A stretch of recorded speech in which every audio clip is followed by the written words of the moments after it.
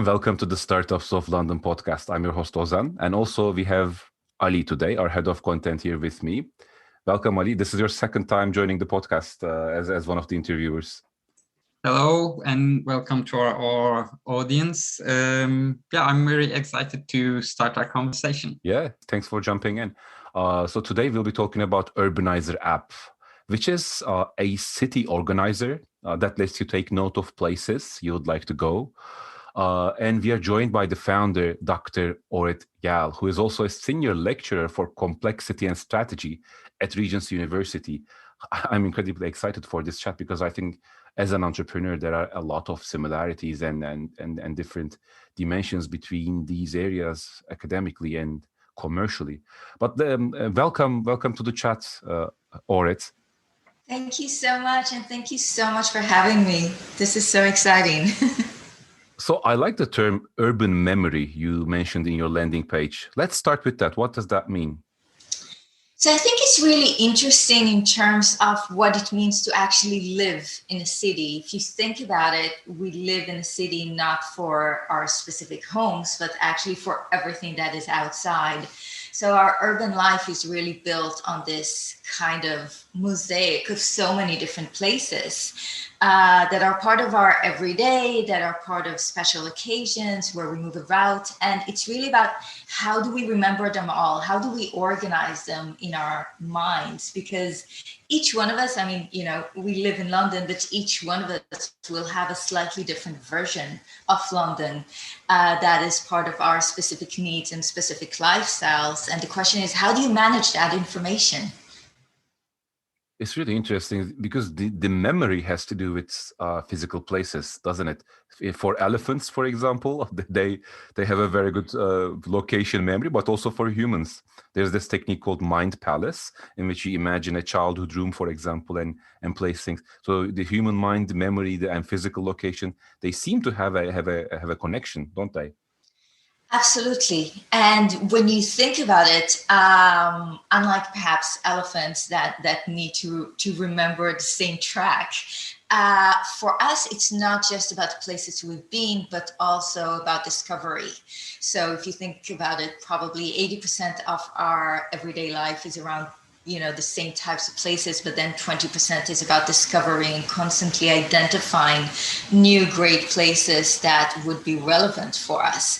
So it's more about this accumulated effect of how you organize all of that in your mind, because otherwise you just end up going to the same 3 places that you remember rather than enjoying, places to the fullest, whether it's about food or art or recreation or, from dog parks to anything that you ever want to experience. Indeed. And before we go into more details about the business, I'd like to just touch on your area of, you're a lecturer for complexity and strategy. So can you talk about that a bit? What is the content of that? What is it that you lecture about, and what are the key learnings from that area?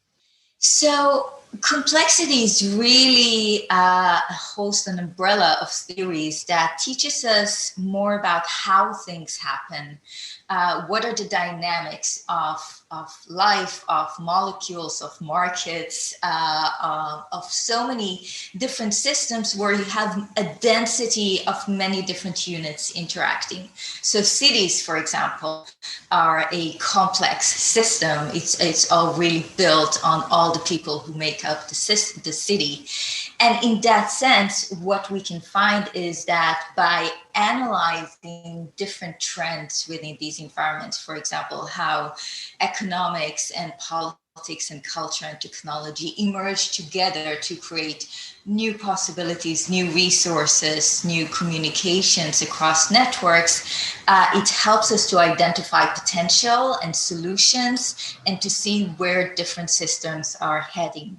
And I think that this is so valuable as a set of tools, whether you're dealing in business and entrepreneurship, whether you're dealing with social issues, whether you're dealing with sustainability and climate change. It's all about problem solving in very dynamic and messy environments. And that's really the key that I'm researching and teaching as well. And I've been applying that in many different areas over the last 20 years.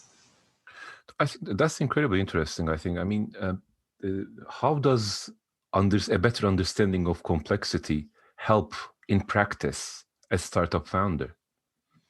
I think that one of the key elements is to understand the problem you're trying to solve as something that is dynamic and is shifting rather than something that is fixed. And in that sense, the solution that you're trying to create is not for the current market conditions, but actually for something that will be emerging 2 or 3 years down the line. So it's really identifying what is changing in terms of people, mindsets, behaviors, norms, technology. How are things going to come together to create this new need, this new demand for the specific services that you want to provide? It helps you iterate about what would work, what wouldn't work, how do you experiment with different elements and really iterate all the time by, looking at new conditions that are emerging, new cultural fads. So much of the past year has actually accelerated so many trends around us, for example. So how does that change our everyday lives and what we need and what would work best both for people and for businesses? I want to jump in there. You talk about how you examine and analyze the changes in people's everyday lives, and obviously COVID has an incredible impact on all of our lives, on all of our habits. So as a traveler myself, I have a travel vlog with my wife, and we also have some changes on our habits, of course. I'm trying to connect this to your product, because how do you validate the need for your product? How do you validate the need for Urbaniser when you examine these changes, these transformations? So that's really interesting. I think that when you think about cities, you think about two contexts. First, we live in cities. So what does living in a city mean in terms of our everyday needs? And I think that here, Urbaniser is a great tool just to help you manage your everyday urban life. All your restaurants and bars and gyms and kids clubs, whatever it is that makes up your life and the new places that you discover, this is something that you can use as a local tool. And then, of course, there is the world of travel, where generally, obviously, you make lists of places you want to go to, you do your homework, and then Urbaniser becomes this really great tool to capture that. And of course, over the last year and a half, we haven't traveled much, if at all. And there are new trends in terms of how people are traveling or are going to travel in the near to mid future. So a lot of the trends that you could start to see right now is that people might not be traveling on, city breaks for a weekend, but they will be going on much longer trips. In a way to kind of test out your life in a completely different city. So many of us have become kind of digital nomads. We can work from anywhere, right? The three of us now are speaking on Zoom. So there is this growing trend of people going to live, say, a month in Barcelona or anywhere else where you could stay for a much longer time and also work from there. But it's a different type of travel because you still need to orient yourself. You still need to organize your life there, discover the places that would make you happy there. And it's really interesting because it also goes beyond the, touristic attractions. It's really about the everyday life, right? It's about if you like to jog, where is a great place to jog? If you like art, what would be the places and the little galleries that would make you happy? If you've obviously learned to cook over the last year and a half, you'll be into delis and doing all of that kind of thing. So I think that travel is coming back, but it's going to come back in new patterns of behavior. Personally, I have experienced this interesting situation where I'm browsing TikTok or something like that, and I see an incredible place in London. I would love to visit there. And then what happens is, oh, I know I can't go now, so I'll save that. And so my TikTok likes are a collection of places in London that I would like to visit. And that's how I organize it. That's how I know actually, or there is actually a need for the product from my personal experience, at least. And I think with this COVID situation, it's been interesting because yes, we can go out less, but then we see all these interesting places in social media. We still have the desire to go. So we have even a bigger need for an application that gathers all these places to visit in some place. So how, I would like to segue this to the question of, in terms of timing and the traction you've been getting from your users, can you talk about that? Yes, so we were actually ready to launch a bit over a year ago, and that was the worst timing in the world because it was, just going into serious lockdown, and there's really no need. I don't think that people were even in the mindset of thinking about where they would go. So that was a really difficult time, and we decided to spend that time really developing further the products and really focusing on the tech side of things and the design, and really moving from an MVP into a great real product, and thinking about the business development and that part of the kind of journey of the product. But what is happening right now is we're seeing some real traction over the last few months as we started to launch, as the world opens up. And as you rightly say, there's this pent demand that people have seen places and they make lists, and it might not be a place that they're going to right now, but it's where they plan to go. Now everyone is starting to socialize again. So it's like, where should we meet? I have a list on my Urbaniser. Let's see what I have around the Soho area and we can meet there. So it's been really, really interesting to see traction really building up over the last few months, and it's been in complete correlation to the gradual opening of our lives, really. So in terms of the financial side of business, and I'll leave next question to Ali, but before that, so can you talk a bit about the financial side in terms of, is it funded by, is it sponsored or supported by you yourself? Is it customer funded in the way that you have a certain type of traction that you monetize it in some way? Do you have external investment? I'm very curious about that, because this type of business and the timing actually goes hand in hand with the cash flow you have and potentially the runway you have, I think. Absolutely. So Urbaniser is a free app. So in that sense, we are not generating any revenue at the moment.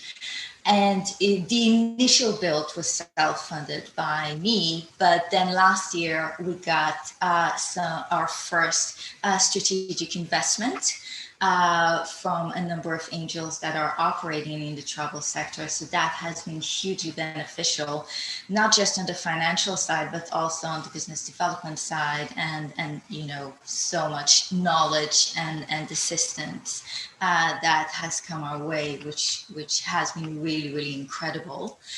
As we're now beginning to scale, we are beginning to develop and design our monetization,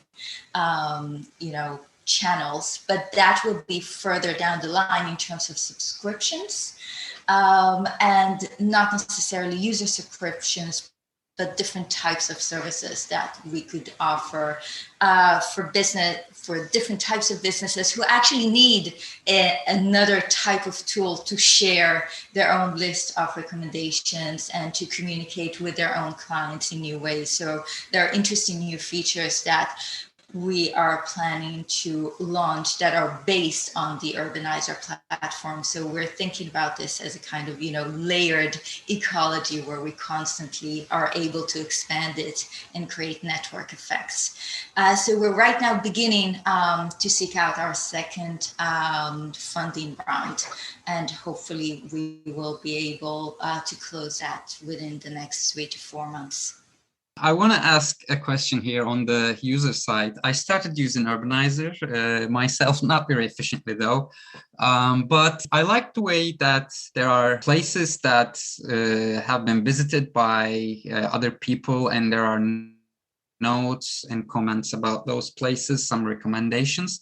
But it's not like a social platform, like people can follow each other. I'm very curious about how do you plan in future to promote this app, Urbaniser, for like maybe travel bloggers or like influencers, or do you have plans to collaborate with, I don't know, other brands or integrate the app to other applications such as Google Maps or like other GPS-based applications?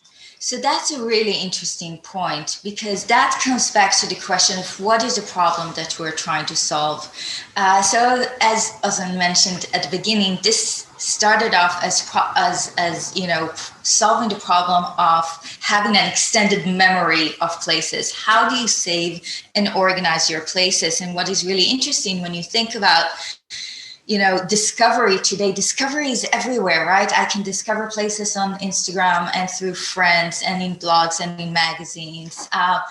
So there are so many sources of discovery. So the problem we were trying to solve is, where do you curate it? You know, think about how Pinterest started as a place to collect certain types of things. So if you think about Urbaniser, it's a bit like a Pinterest for places rather than for things. And in that sense, we didn't pull in the, you know, almost obvious element of let's make it social, and you could follow other people's lists and you could look at other people's places, because that was more about discovery and it wasn't about editing. And I believe that a product should do whatever it aims to do and really concentrate on that as well as possible. And I think that once you add discovery into that, and following and feeds and likes and all of the things that come with that, it becomes a really noisy environment. And there are some great platforms that do that. But I think that in terms of having a very personalized, private, you know, I don't want everyone to see all my places, not because they're weird, but just because, you know, I don't have to think about how I curate it and what are the pictures that I'm putting up and how I write the notes and if I have any spelling mistakes, whatever it is. So there is something very nice and quiet and personal about your ability to curate your own places. On the other hand, it has been designed with the organic social exchange in mind. So I can share with you all my London, I can share with you a couple of categories or just a specific place that I think you would really like. So there is this organic sharing function within the app, but it's there to mimic how we socialize outside of our digital worlds. I mean, I think about the last time you met a friend, you probably talked about places you've been or places you want to go, and we share that information all the time. You could easily share that through Urbaniser with just a couple of clicks, rather than I tell you about a place and you write it in a note somewhere and you lose it in the vortex that is your phone, you know, a week from today, or screenshots or all of that. So we're thinking about social interactions and social sharing in an organic way that happens not necessarily within the platform, but connects with all other interactions. Oh, I see. You're aiming more of a hybrid model, that the curation is done in the app, but the social part is left out. People who really want to share, and they can read on other platforms. Did I get it right? Absolutely. So again, think about Pinterest as a model. Mm-hmm. You could see a visual, you could see a great picture of a dress on Vogue or on anywhere else, and you could immediately put it into your Pinterest. It doesn't have, all this content doesn't have to exist on Pinterest itself for you to curate it and get a benefit. So it's really about thinking in terms of networks and thinking about, you know, how we allow our users in the most efficient and intuitive way to curate things into their Urbaniser rather than trying to recreate everything on the platform itself. Oh, thank you. I mean, this has been a fascinating conversation so far. A few ideas that popped up while you were having this chat. There's an interesting word called tusundoku, I think is it, or maybe sundoku. It's a Japanese word, and I'm sure I'm pronouncing it wrong. Have you heard of this before? No, I don't think so. What does that relate to? It's really interesting, and it is actually a term specifically for the books that are saved for reading later in a bookshelf. And I love it actually. I love this terminology of sundoku, and also I think there's a similar term called Antilibrary. I think Nassim Taleb talks about this. He also talks about complexity, so you might be interested. So you might have heard him. The idea, I think, is the books that you will read in the future, not a library of the books that you read, but a library of the books you have not read. Is the gimmick there, and I think that there's kind of that type of a playful interaction between the user and the app in terms of I would rather have a bookshelf filled with books that I want to read and not read them rather than have that bookshelf empty. So in a way, I would rather have an app which I know has a lot of places that I want to see, even though I don't visit all of them. I enjoy. It's a kind of like a psychological satisfaction for me, and I think for a lot of users to know that there is a list that is curated to my taste and that I will like, then I would want to see. I completely agree. Oh, wow. I think that this Sunduko concept is fascinating. I'm going to look that up. I think it is both about the places, that you constantly discover, and you might not be able to go there right now, but, you might be in the middle of town next week and you will. So it is both about that and about the places that are already your happy places, and there are quite a few of them, and then over time finding out what is going on in those places. So the next stage of the development of Urbaniser is also to allow you to open this library that you have and have a better understanding of what's going on there this week. If I've curated like my favorite 50 places in London, then I'd love to know what is happening in those places in the coming week. If you think about where our urban economy is going, it's all about experiences. Because when you think about, the more effective, practical things we're going to buy online, but for everything else, we're really looking for the special social experiences. So I think that so many places are going to put an emphasis on, special events and pop-ups and live gigs and all of that world. If you could see that in your Urbaniser also in terms of the places that you're already connected to, and have a very targeted kind of curated experience of just your version in London, what is happening in just your version of London, then again, it brings you a wonderful added value over time. Indeed. I'm downloading Urbaniser now, and I'll try to use it. I think it will be an interesting experience. My final question, Orit, and if Ali has some final remarks, then we can finalize as well.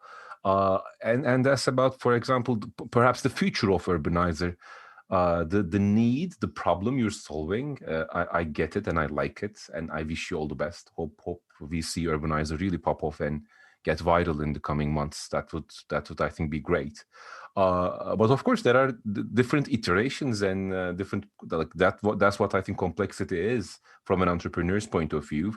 You start thinking you are solving one solution, but then your users use you in another way, and then you say, aha, perhaps there's a different problem here that we can use. An interesting angle of that, it seems to me, is personally, from the perspective of a user, is where I store my memories that are tied to physical places. And I think that could be an interesting angle. So are you open to experimenting on the product, perhaps thinking about new use cases, new problems to solve? Or are you that set on this direction as a founder? Oh, it's absolutely about watching this product evolve and constantly experimenting and iterating with new context of use, learning from our users what they need, learning from collaborations that we're beginning to build with, different service providers and different businesses and what they would need. I mean, there are so many, the more you use it, the more user cases you find. I mean, think about also how you share information. So it's the user who curate their own extended memory, but just go to an Airbnb and there's this folder of, a list of their recommended places. Why shouldn't it exist digitally? Why shouldn't it be, shared with their visitors when they come in? Think about, clubs of users and WhatsApp groups for shared groups. I mean, there are so many ways to experiment with this. And what I am on is a very steep learning curve. So trying to get as much feedback as possible, trying to relate it to as many shifts and opportunities that we find within the urban environment. And I think that the exciting thing about any startup and product is really think about it, like an embryo and see where it could go and what it could turn into.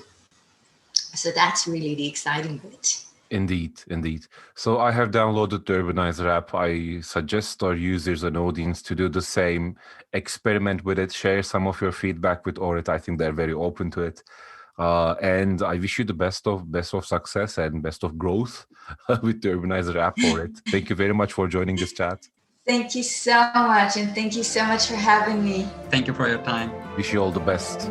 Bye. Thank you so much. Bye-bye.